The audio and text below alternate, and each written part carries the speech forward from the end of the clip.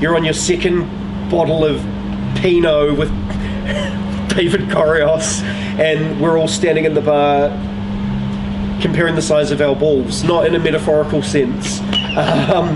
And then we go home and go to work the next day and do a normal job. My relationship with comedy is that it fuels me now. It's my complete passion. Storytelling and comedy is now exactly what I want to be doing. With Anxious to Meet You, I went into it having no idea how it was going to be received at all. Me and my director were both worried maybe is it funny enough? Is it too much about the mental health side of things? And we were both reluctant to change it though, because it was what it was and it was what it needed to be. And then the response was just amazing.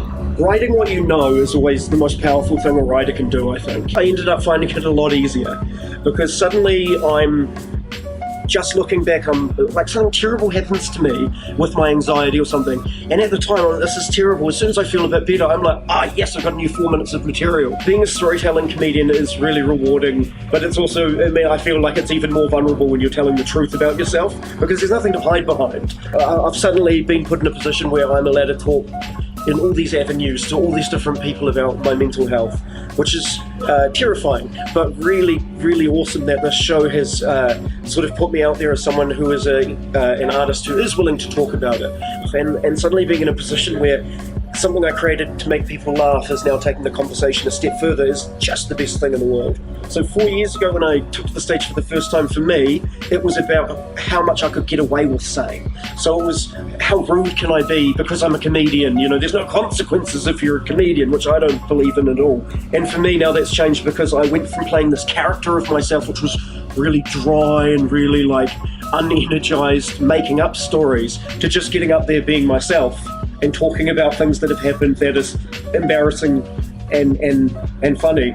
Yeah, I like the fact people laughing at me is all good. Ask yourself a question and answer it.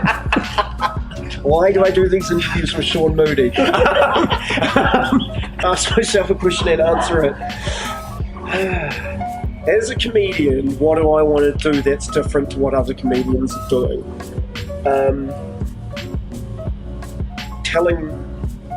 I guess the answer to that would be just telling my story, because no one else can do that ever.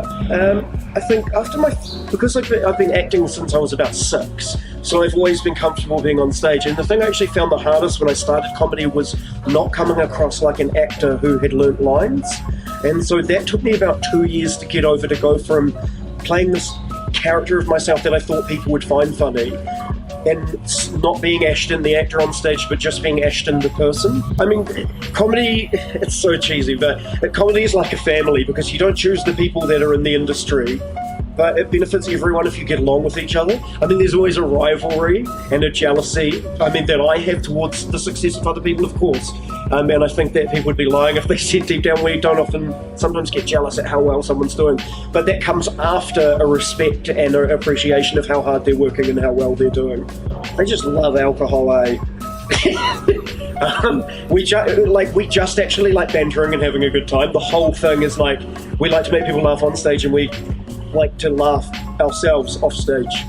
The Comedy Festival added an encore show, I guess, which is going to be at Loft at Q Theatre at 10 p.m. on Friday the 19th of May, and it's the final show, and I'd really like to fill it up.